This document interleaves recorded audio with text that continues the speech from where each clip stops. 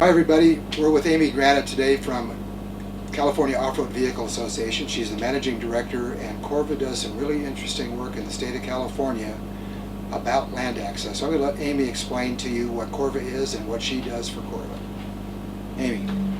So CORVA is celebrating our 50th year this year, and we're dedicated to preserving and protecting all forms of off-road recreation and motorized access to areas and public lands in California. CORVA specializes in working in the political, legal, and legislative arenas and in regards to off-road recreation, where the decisions are really made. Policies are made in either state or federal agencies, and we have to have input in order to change those policies. So what we specialize in doing is working at the very highest levels in state government, in federal government when we can, and influencing those decisions, especially with agencies like the BLM and Forest Service, so it benefits off-road recreation and doesn't close off-road recreation. This includes every form of access. It can be snowmobile, it can be hunting, it can be fishing. It really doesn't matter because we all use the same roads and trails, although we're not used to thinking of ourselves as a family.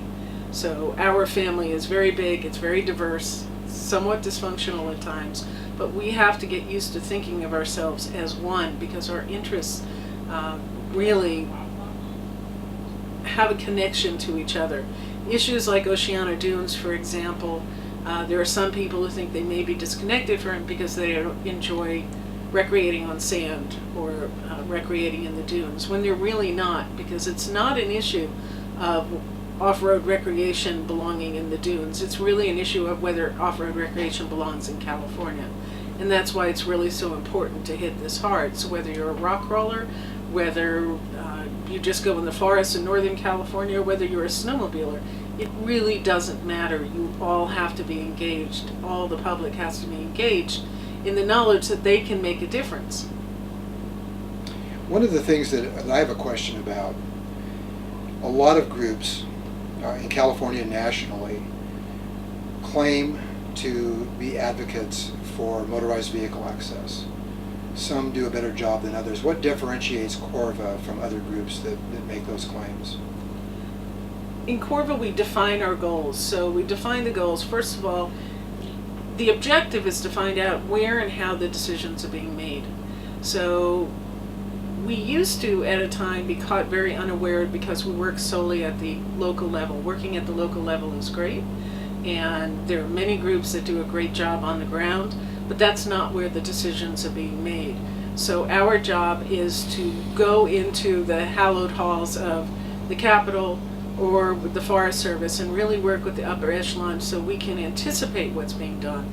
And this is something we really haven't been successful at doing before, that I believe CORVA has really successfully put into practice, so we become part of the solution. For example, for many years, the state of California, in conjunction with the Forest Service, had something called a Healthy Forests Initiative. I represented off-road recreation and really all forms of recreation because I was the only recreation representative amidst other organizations that you've heard of, such as the Sierra Club, Nature Conservancy, and other environmentally oriented organizations. Just having one recreation representative, of course, is not enough, but this is where we're able to make policy and influence it so it didn't cause closures. Because this group was actually happening in the background. I found out about it and I crashed the meeting, even though I wasn't invited, because you really can. And they realized they weren't going to get rid of me, so they invited me to be part of it. And that's a true story. For people that don't know, I have a service dog and my second dog, and they're kind of cute. And it's really hard to throw a person with a service dog out of a meeting. So that's an example of persistence. And that's also an example, I find many organizations want to tell governmental agencies what to do and the state what to do. You can't tell them what to do because then they'll not listen at all. You have to work with them and figure out what their erroneous assumptions are. What are they thinking about off-road recreation? How are they defining us? In most cases, they either don't know or assume something that's wrong. And they go with that premise until somebody disproves their theory.